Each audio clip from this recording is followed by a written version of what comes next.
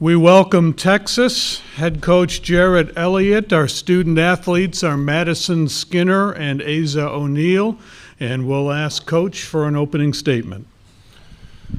We are extremely excited to be back at the Final Four. And I'm so proud of the process that this team went through. And just, as a coach, you play for, or you coach for your players, and to see the joy that they have in their faces, and to be able to extend the time that we have with them is super special to me, super special to our coaches and the university, and we take a lot of pride representing Texas, and we're excited for a great venue. Tampa Bay has already shown us a lot of love and the welcoming, and it just means so much to always be a part of this Final Four, because it's something that we never take for granted. And we'll start with questions. Joey will start back there. Coach Elliott, you were here in 2009, and the event has obviously grown, as has the city. First of all, what did you think of the reception last night? And just, if you think back to then to now, what kind of different experience is this for the athletes? Yeah, I think Tampa should be hosting it every single year. I think they get super excited about it. I think it's a great location for weather. And for our players and our coaches and our administration to kind of walk off the plane last night and see that welcoming party was super special. It means a lot to me to show that our team and our sport means a lot, that our players mean a lot to these young athletes, and that they get to look up to them. And it was just a wonderful welcoming. And then they just topped it off with that. When we get back to the hotel, there's a huge band welcoming us, and a nice little speech, and just a lot of special moments that they've already shown us. So where the sport has grown is tremendous. I still think that 2009 is one of the best finals in the history of volleyball, if people haven't watched that. But it was a back and forth battle that is probably my toughest loss that we've ever had. Losing 16-14 here after being up 2-0 to a Penn State team that I think had won 111 in a row. But I'm excited to be back, and it's just a wonderful city. Go to the back row there, please. Lee Feinsbach from volleyballmag.com. You guys are markedly better the last few weeks than the previous part of the season. Was there a turning point? Is there anything in particular you put your hands on? Not you two individually, I mean the Texas team. I just think we stayed really committed to getting better. We knew that we wanted to peak in December, not September or October. And we just really kept working hard in the gym and knew that eventually it's all going to click. And like you said, lately it's really been clicking for us. And I think that just goes to show how committed our coaches are to staying on us and staying confident in our abilities. And then with one another, like we haven't had any doubt or stress in our minds throughout the whole year. Like we knew that everyone here is capable of doing their job. So just staying strong with the process, and it got us here. Yeah, it's spot on. I would just say just trusting our training and trusting all the practices and all the things that we were doing behind the scenes, from our nutrition to our sleep to all the crucial things that play a role that are off the court. Just keep trusting the process and staying committed to what we were trying to accomplish, and just being the best we can every single day, and growing our connection on and off the court and our chemistry. And it's paying off, obviously. And like I just said, like we're peaking right now, and it's a great feeling knowing that all our hard work is paying off. And still a long way to go, but it's exciting for sure. You can go to the first row here, please. Yeah, I was wondering if both players could talk about this. As much experience as you two have, how have you sort of helped Ella come along as a young setter, and the way that is a mentorship I think you guys have both had with her? Yeah, really just emphasizing with her that nothing needs to be perfect. I know coming into this program as a freshman, trying to run the offense is a really daunting task to do, and I know she feels a lot of pressure on herself to do all these incredible things. And I think we've done a really good job of just having good dialogue and feedback, that no one's expecting you to be playing at this like 1,000% level and doing everything perfect all the time, because that's not expected from anyone. But I think Ella and I have had a really good feedback loop. Like the middle setter connection is obviously really important, and that wasn't where we wanted it to be at the beginning of the year, but we spent a lot of time in positionals and just working on that connection with one another. And I think we found a way to properly communicate with one another and know like what each person needs, whether it's feedback or asking questions. And like Maddie said, we've been fostering our relationships off the court as well. So throughout the whole season, I think we've just gotten a lot closer and been able to have that positive feedback loop with one another. I think I'll just add to that the maturity that you see these bigger than life players that are sitting up here, but the quality of people that they are. And when you have a young setter, there's a lot of frustrations early on, and you could never see it from the way that they wore it on their sleeve, the way that they talked to Ella, and they were always just kind of in her corner supporting her and just telling her that it was going to get to this point. And they could have ruined her confidence early on, but because of the women they are, they just were such good teammates and added to her confidence and gave her a lot of good things to think about. Go to the back row. Madison and Asia, when you have a moment like your team had in the region semifinals where you're facing a match point and the end could be right there and you get out of it and you come to a place like this, what does it do to your team to confront the end face to face and push through and here you are? I mean, we talk about confidence all the time, and you never want to walk into a match or be in the middle of a set expecting yourself to lose. And so we all just looked each other in the eye and we're like, we're winning this thing, we're taking this set, and there's no other option. And so everyone was kind of bought into that common idea and just found another gear, to be honest, and just found another level of confidence and just energy and momentum on our side. And so I just say we just all believed from the get-go, and it's exciting to be here. But there wasn't a doubt in our mind that we had the capability of just taking it. And obviously it took a lot of energy and investment over time. But we just had confidence in one another and what we had trained, for so long, and all the work that we put in up to this point. We'll go down here to the first row, please. It's from USA Today, also representing the American Statesman here today. For the coach, I realized it's not like you have players who are short, but how do you get your team ready to play against 6'9" and 6'7"? Well, I think we have a super competitive gym, and we see big blocks all the time in our gym. Obviously, Nebraska, Wisconsin's really big, and I think one of the things we have is super dynamic athletes. We have our own physicality, we have our own speed, and things that we can do. So it's part of the fun matchups. It's always trying to figure out the puzzle of how to beat teams. And some teams are super fast, some teams are a little bit bigger, and it's going to be the component that we've got to be able to figure out. But we have a great coaching staff that can get them ready. I think our players are in this great mindset right now, and I think they got a little chip on their shoulder to go out and find a way to make that happen. We can go in the first row here, please. For both players, and starting with Madison, with all the pomp and circumstance surrounding the trip, it's still a business trip. You got to win 2 games. How do you balance something that you really want to remember with, let's remember what we're here for? Yeah, it helps having experience. I've been here a couple times, and so it's funny because one of my teammates were like, "You're so calm," literally walking in here, and I was like, "Yeah."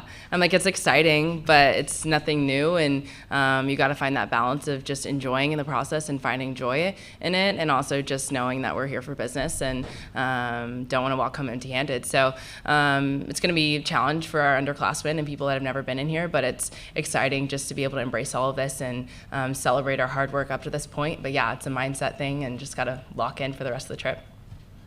Yeah, I agree. It's definitely a mindset thing. And I also realized every Final Four you've gone to, I've gone to. So that's kind of fun. That's cute. But like she said, we've been here a couple times now. But I'm the type of person that when we're off, I want to have fun and enjoy these moments and be here with my teammates because my college career is almost coming to an end at this point. But when we're on, we're on. And I think we have a really good mindset switch as a team in general. So you want to enjoy the moments, but when it's time to practice or it's game time, we're in it, and all the other stuff is just out the door. We can go back to the corner there, please. Coach, a follow-up to the last answer you gave, talking about puzzle pieces, trying to beat teams. What have been the biggest puzzle pieces for you this year that you hope to see over the next couple days? Well, I think our process has been slower than normal, right? I think we started off the season 5-3, and now we're 20-1 the last, or close to that. So one was getting healthy, right? One was developing Ella to be able to set different kind of balls and get our systematic approach a lot better so that we could strategically take advantage of matchups that we have or things that we want to be able to do. And then third was the confidence of our players being stick together. All this stuff that you guys are talking about starts in the practice gym, and it starts with players that are not even starting on our team, that have just been showing up every single day and putting stress on our team every moment. And the confidence from winning these games or where we are at is all developed in the practice gym. And this team is not a team that, I've had teams where they make constant decisions not to compete, constant decisions not to go for balls. And so when we're in those crunch times, I mean, we've had it. We were down 24-19 to Baylor. We've been way down at TCU and kind of down and out. We've had a lot of times where we've been in situations where it's been really uncomfortable. But you could see the fight that we had, even though the Tennessee match in my mind was pretty ugly. It got pretty ugly after the first set, and we just kind of found ways to kind of stick together and play. So you don't need to win a champion. You don't need to play perfect to win a national championship. You got to be good enough that night. You got to find the grit, and you got to find ways to win. And so when we were down and out at Tennessee, we found a way to be able to do that, and that says a lot about these women and the trust that they have and trust in the system. And the next night was a lot smoother for us in terms of our confidence level. Typically, we've always played better when we play big-name T-shirt teams that, like a Wisconsin or a Penn State or Stanford or Nebraska. It's a lot easier to go into those matches. Go to row 2 here, Matt. Hey, Coach. Matt Baker with the Tampa Bay Times. The Big 12 has evolved quite a bit since you've been in that chair. What kind of an impact has that had on your, getting to this stage, both in terms of it's obviously more spread out and then bigger names in there that kind of challenges you throughout the season? Yeah, I mean, I've got really fond memories and great things to say about the Big 12. It's been a big part of my life and my career, and to see it evolve with BYU and some of those teams, the competition is always great. I think you're starting to see it across every big conference is it just gets better and better. So as a coach, you don't want to be in stressful situations, but you do. So you need to kind of go through that fire a little bit to understand your team, understand that makeup. And again, this season was really up and down for us, but they stuck the course. We've seen their confidence, and you know a lot about that when you're calling timeouts and how they're behaving on the bench. And so their calmness in these situations, you can see they're confident in what they're doing. They believe in each other. We haven't always had that as a program, but this year we can see definitely that's continued in our program, and they embrace the big-time environment. We can stay in that row right on the end there. How's it going? Daniel Gilman, 6 rotations for Asia. I'm curious, when you watch film on Anna Smrek, and then I'd love to just kind of hear your thoughts on her and maybe any familiarities you see in her style of play and maybe any differences between you and her as well. Yeah, obviously she's a lot bigger than I am, a lot taller, but I think just with them and their whole entire team, like Jarrett said, they're a large block, but we have a really large block in our practice gym every single day, and I think just how dynamic all of our players are, that we're able to find ways around that and aren't going to get frustrated. So it'll be really fun to see because those are 2 really good defensive blocking teams. But not really anything specifically to say about her as a player or person, but I think we're well prepared, and the coaches are going to do a great job today in practice and in our film session, giving us ways to fight our way around the block. We can go back to the back row. Coach, you've been a part of a lot of Final Four fields and have seen a lot. When you look at this year, three number 1, regional seeds, and you're the outlier. You're the defending national champions. Is this about a quality of field as you've seen for this event on paper?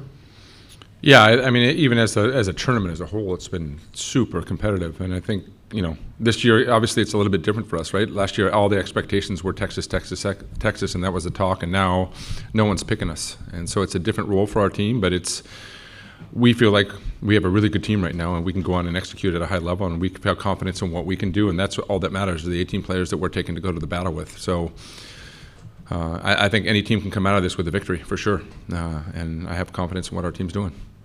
Go to the back row on the edge there.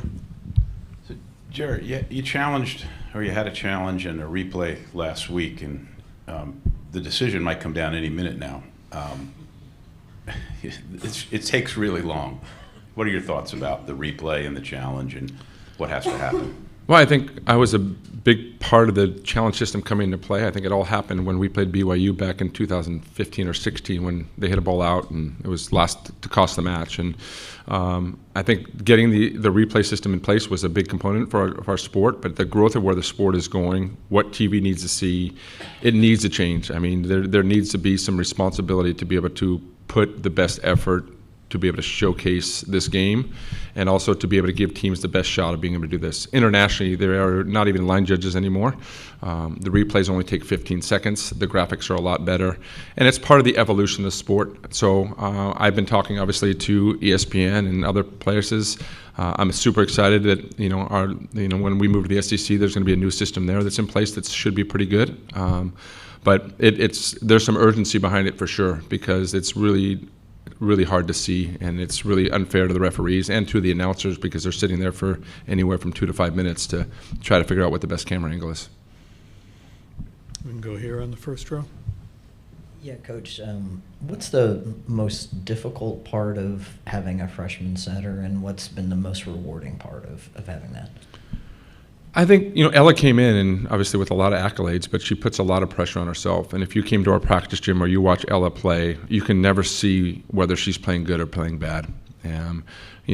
I think Asia hit it on it. She's put a tremendous amount of pressure on herself because she's the quarterback. And to be at Texas, there's a lot of pressure as being an athlete, right, with the fans and things that go on with the media. And for us, it's been desensitizing that a lot, And when, I talk to her mom and I talk to her and they're like, well, how perfect does she have to be? I'm like, she's not going to be perfect.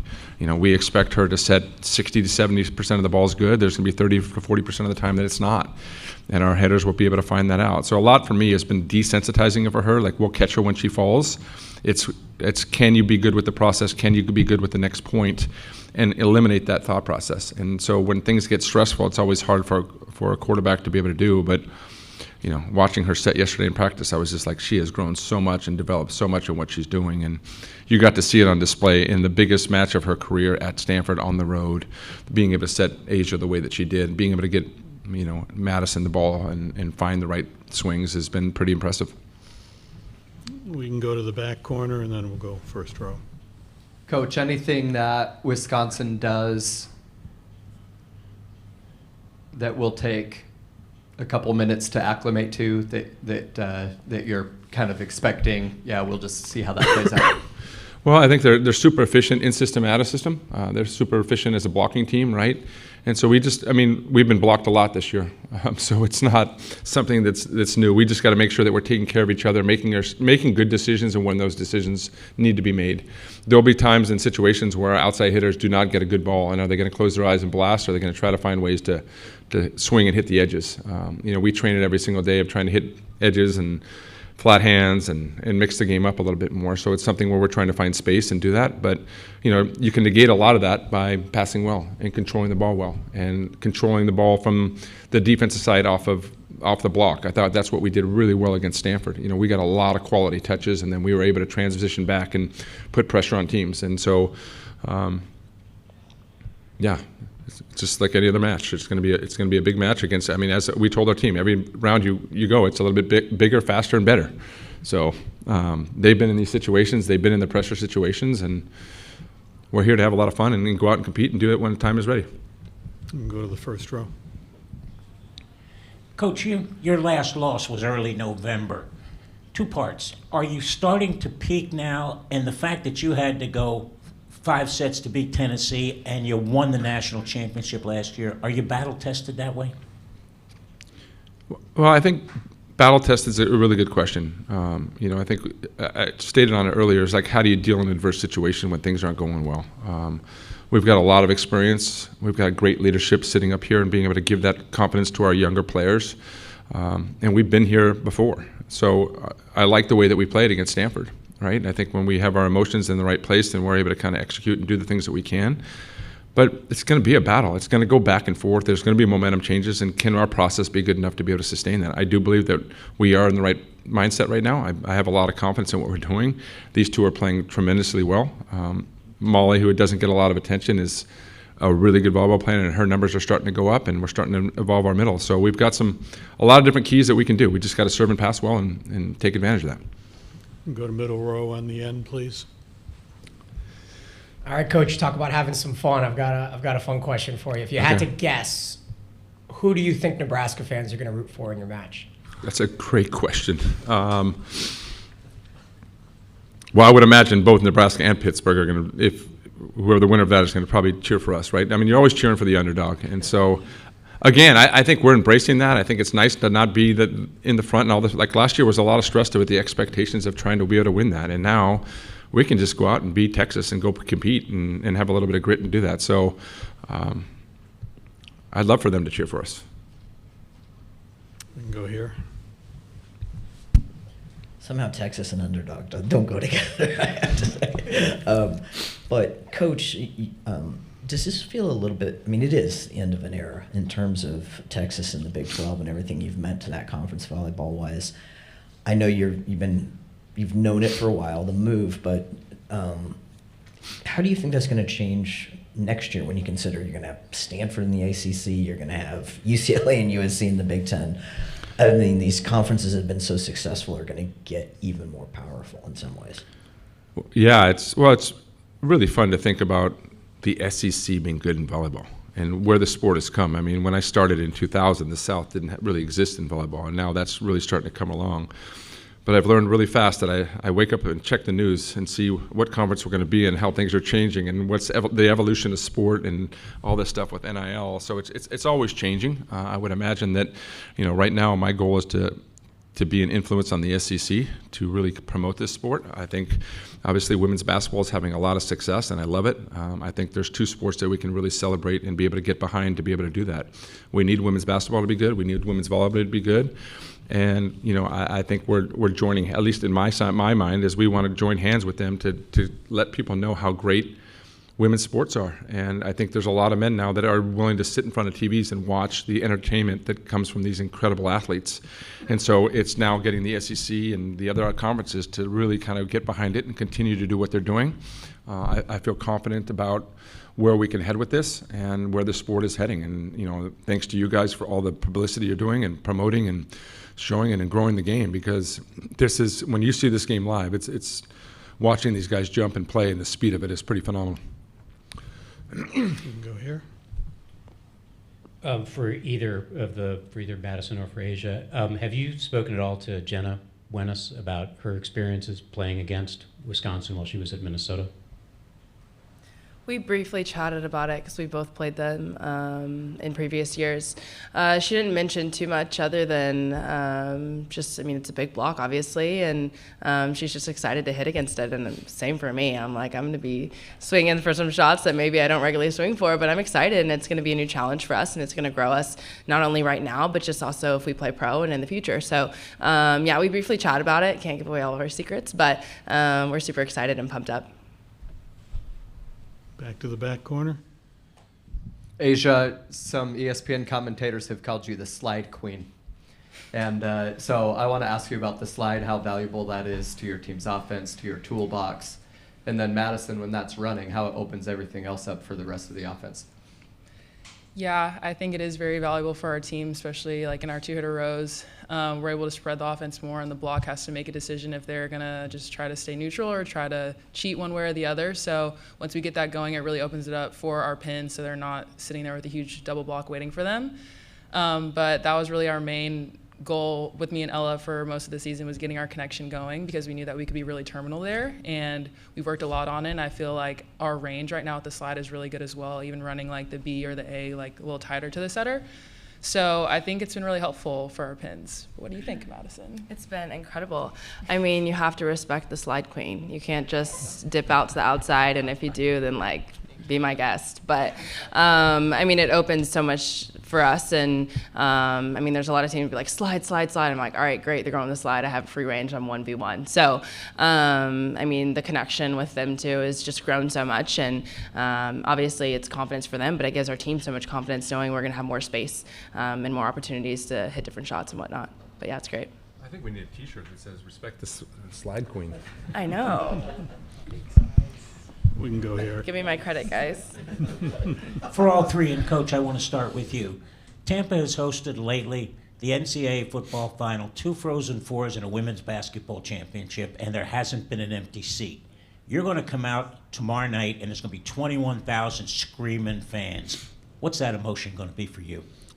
Well, for me, it's about seeing where the sport has come, and that's where I look at it, because I've been around for a long time. But where the sport's come, how big it's growing is so much fun. But if you look at Texas and the way that we travel, it's pretty crazy. We went to Houston, we set the all-time attendance record for a women's sport. Then a couple weeks later, we went to TCU and did the same thing. So we're used to playing in big crowds.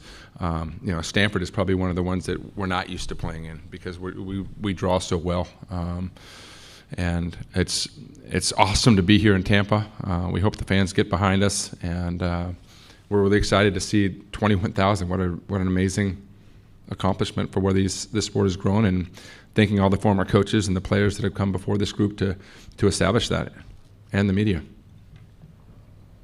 Yeah, it's incredible. I mean, watching national championships and big matches growing up and just seeing how many more people come out to support, and also just the viewership online and people watching at home is awesome. I mean, the energy is unmatched, and I think people underestimate how much we feed off of that. And we hear everyone in the crowd screaming for us. And Greg is an awesome place to play. It's super loud, and the environment's really feisty and fun. But yeah, it's really great for the sport, and it's inspiring. And I'm excited to see how much more it's going to grow in the upcoming future. So it's exciting for sure.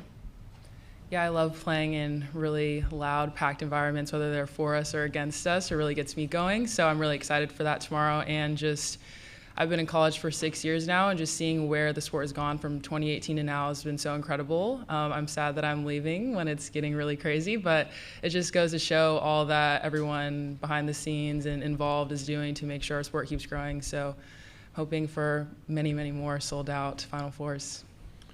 I think the numbers speak for themselves. I mean, you can see it continuing to grow. So it's a matter of getting people to get behind it and keep pushing it and keep growing it and be committed to it.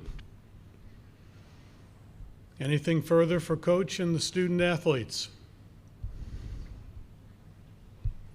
Thank you, Coach. Thank you. Thank you, ladies. Good luck this week. Thank you.